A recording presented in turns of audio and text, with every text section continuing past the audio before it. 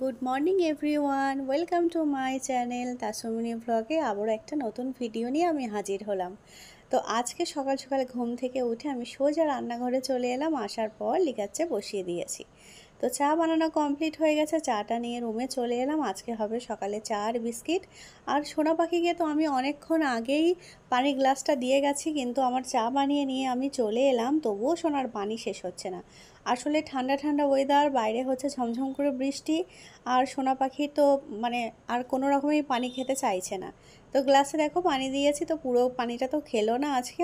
অবশেষে আমিই বাদবাকিটা খেয়ে নিলাম, কারণ আজকে সকালে ঘুম থেকে উঠে আমারও গরম পানিটা খাওয়া হয়নি।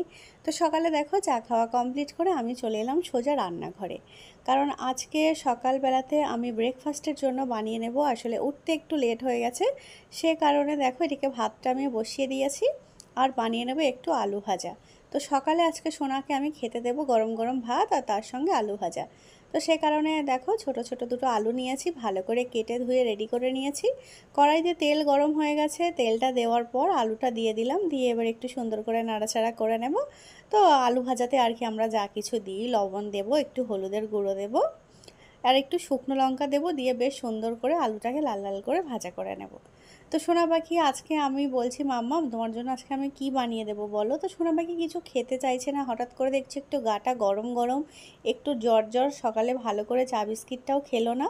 তো আমি ভাবছি তাহলে আজকে আর উল্টোপাল্টা কিছু করে লাভ নেই, আজকে তাহলে একটু ভাত করে দিই একটু ঘি দিয়ে, আর আলু ভাজা দিয়ে খেতে যদি ওর মুখে ভালো লাগে। আসলে জ্বর জ্বর হালকা একটু আছে, তো ভাবছি অল্প একটু ভাত খাইয়ে একটু ওষুধটা খাইয়ে দেবো। তো দেখো এখন আলু ভাজাটা আমার প্রায় একটু লাল লাল হয়ে এসেছে। উপর থেকে আমি একটু তরকারি রান্না করার জন্য যে পেঁয়াজটা কেটেছিলাম, দেখছি আজকে একটু পেঁয়াজ কাটাটা বেশি হয়ে গেছে। তো সেই কারণে একটু পেঁয়াজ আর একটু শুকনো লঙ্কা আবারও আমি অ্যাড করে দিলাম, দিয়ে এবার একটু সুন্দর করে আমি আলুটাকে ভাজা করে নেব। আর কাঁচা পেঁয়াজ দেওয়ার কারণে না আলু ভাজার টেস্টটা বেশ বেড়ে যায় অনেকটাই, খেতেও বেশ ভালো লাগে গরম ভাত দিয়ে কিংবা রুটি দিয়ে। তো দেখো এদিকে আমার আলু ভাজা হয়ে গেছে, আমি তুলে নিয়েছি। নেওয়ার পর ফ্রিজে পুঁই শাক কাটা ছিল, সেটার মধ্যে আমি একটা আলু কেটে সুন্দর করে দেখো এখানে পুঁই শাক রান্নাটা বসিয়ে দিয়েছি। সোনা পাখির তো আজকে শরীরটা খারাপ, আমি বলছি সোনা তুমি খাবে তো। আসলেও আজকে আমার সোনা পাখিটা ভাত খাবে কিনা আমি বলতে পারছি না।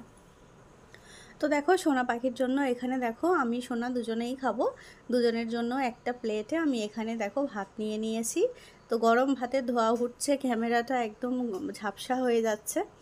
তো একটু আলু ভাজা নিয়ে নিচ্ছি, তো সোনাকে প্রথমে খাইয়ে দেবো আর আমিও একসঙ্গে খেয়ে নেব। তো এখানে সুন্দর করে একটু প্লেটের মধ্যে আলু ভাজাটা নিয়ে নিচ্ছি।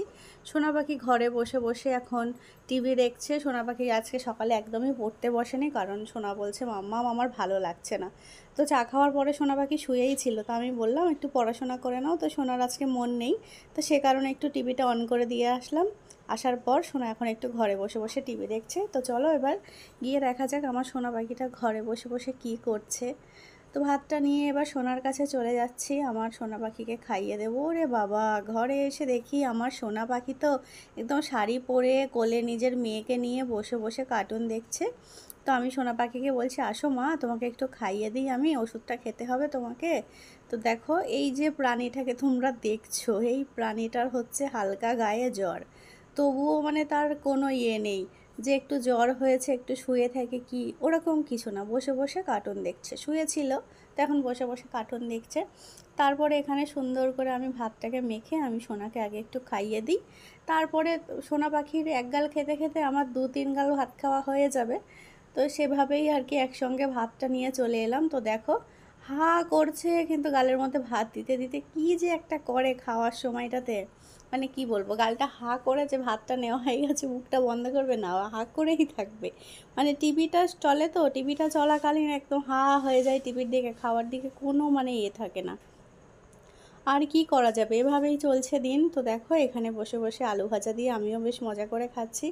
তারপরে সোনা পাখি হচ্ছে দুপুরবেলা পুঁই শাক রান্না করেছি, সোনা পাখি খাবে না, তো আবারও দেখো একটা বিরিয়ানি অর্ডার করে দিলাম দুপুরের জন্য। তো দেখো এখন মা মেয়ে দুজনেই একটা বিরিয়ানি নিয়ে দুজনে হাফ হাফ করে নিয়েছি, হাফ তো না, সোনা পাখি একটুখানি খাই, বাদ বাকিটা আমিই খেয়ে নিই।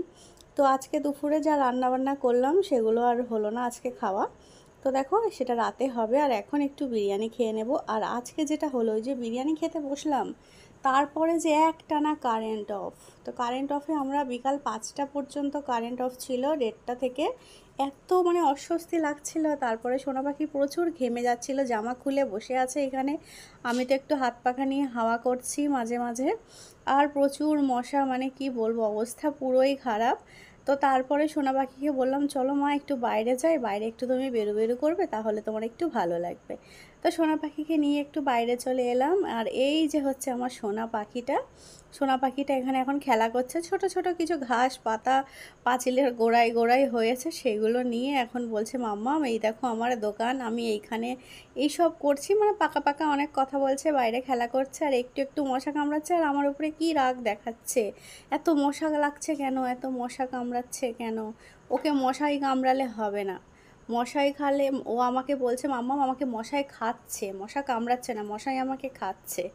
তো এভাবেই আজকের পুরো দিনটা কাটিয়েছি। সন্ধ্যার অনেক পরেই কারেন্টটা অবশেষে এলো, কিন্তু তারপরে আর ভিডিও ক্লিপ নেওয়া হয়নি, কারণ সোনাকে দেখছো যে ইউজ চিংড়ির মতো ঘুরছে। দুপুরে ওষুধ খাওয়ার পরে কিন্তু বাচ্চাটা আমার একটুও ঘুমায়নি। তারপর কি হলো, সোনা পাখির একটু বেশ গায়ে অনেকটাই জ্বর এসেছিলো, সে কারণে রাত্রে আর কোনো ভিডিও নিতে পারিনি। তো আজকের ভিডিওটা এখানেই শেষ করছি। ভালো লাগলে অবশ্যই লাইক কমেন্ট শেয়ার করো। সবাই ভালো থেকো। আল্লাহ হাফেজ।